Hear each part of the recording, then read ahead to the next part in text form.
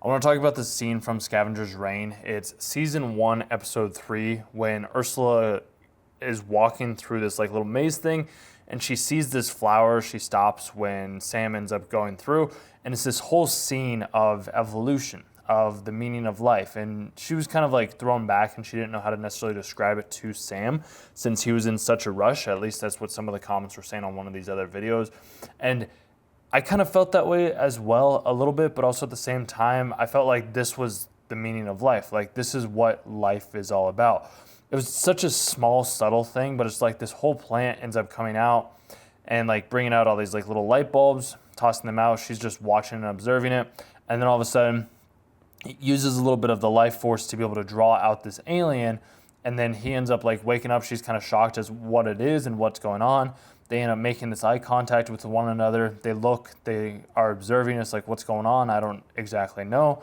He looks down, acknowledges her, but he still ends up getting up, points at the exact life form that it needs to be able to do the things that it needs to do, ends up pulling out this burial looking thing. And from there, he grabs the little light, smushes it up, crashes it, looks and acknowledges the person that is watching her, grabs a little essence of the flower-looking thing. The flower-looking thing ends up going down. He pushes it together, brings up all these different lights. All the flowers end up coming. He ends up dying after his purpose has been completed. She's kind of freaking out a little bit about what's going on. And the whole plant itself is pulsating. As you can see, he starts to die as he's slowly breathing. The plant ends up burying him, and then the whole cycle will start up again. And it's just a very impactful moment, because I feel in our own everyday life, sometimes we feel the work that we're doing isn't meaningful. It isn't what we need to be doing or whatever it may be. But in actuality, the work that we do is the work that we need to be doing. And once our time has come, then we will let go and we will go back to living the world that we were, feeling the things that we need to feel, or we will stop existing or whatever it may be once our purpose has been served. But if we're still here, we still have a purpose. We still have our innate ability to create the things that we need to create. And sometimes we can look at it one another, we can observe the other person, see what they're doing, see how they're living their life.